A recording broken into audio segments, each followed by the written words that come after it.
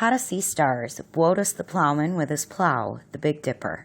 Welcome back, everyone. This is Lesson 6 of our beginner video course, where we're learning the summer star constellations of the Northern Hemisphere sky.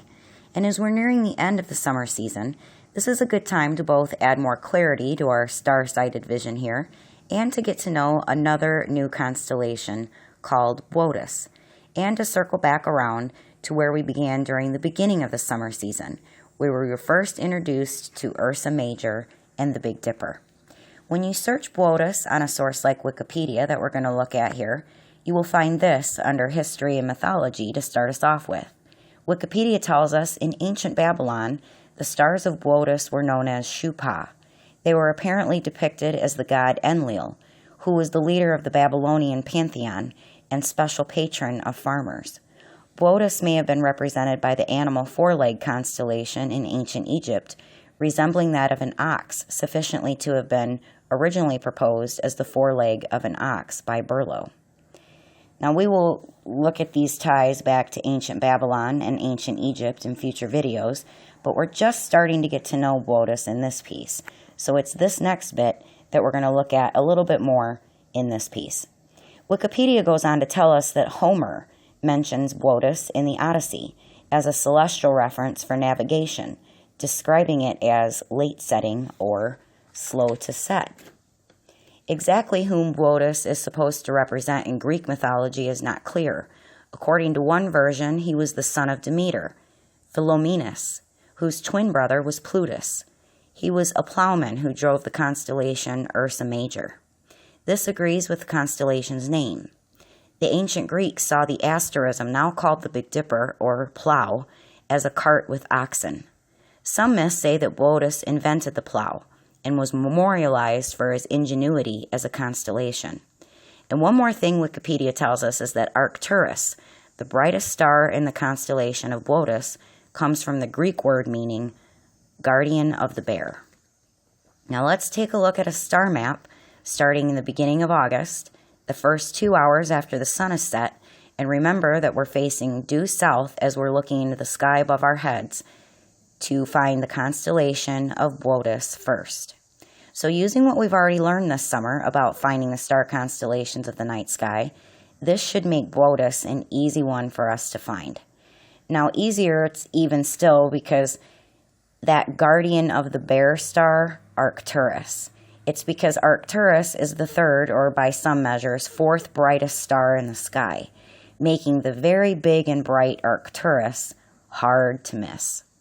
Now, Wotus is one of those constellations known as circumpolar stars, just like Hercules we took a look at in Lesson 4, very high in the Northern Hemisphere sky.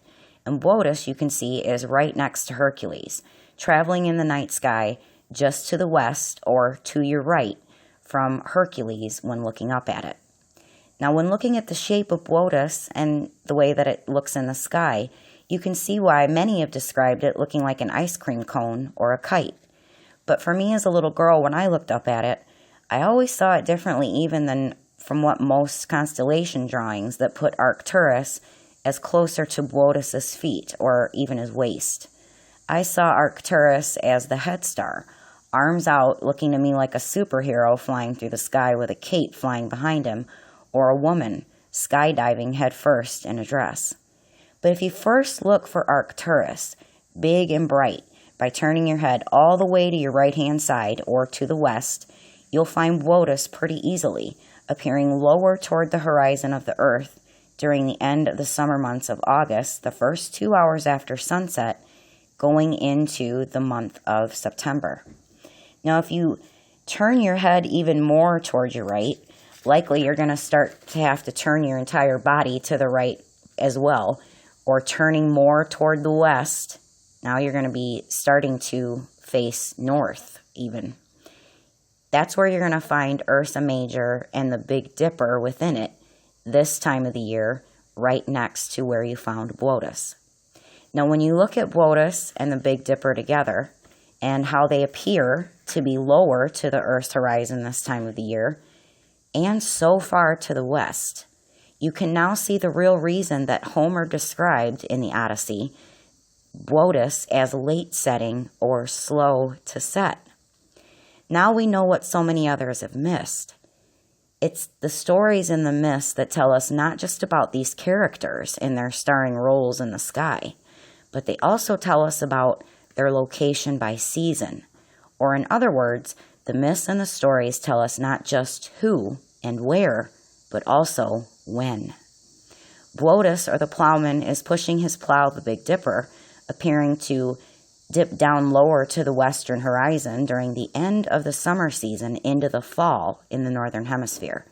This signals to anyone, especially those who knew how to tell time by this heavenly clock, that the time of harvest after the summer growing season was fast approaching.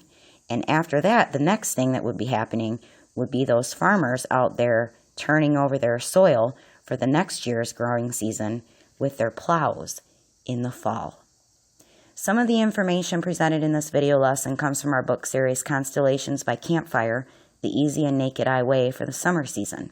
Fall is fast approaching too, so be sure to check the links in the description below if you'd like to continue your stargazing journey into the fall with our next book in our series Constellations by Campfire, the easy and naked eye way for the fall season. It has full-page star maps that begin with the fall equinox.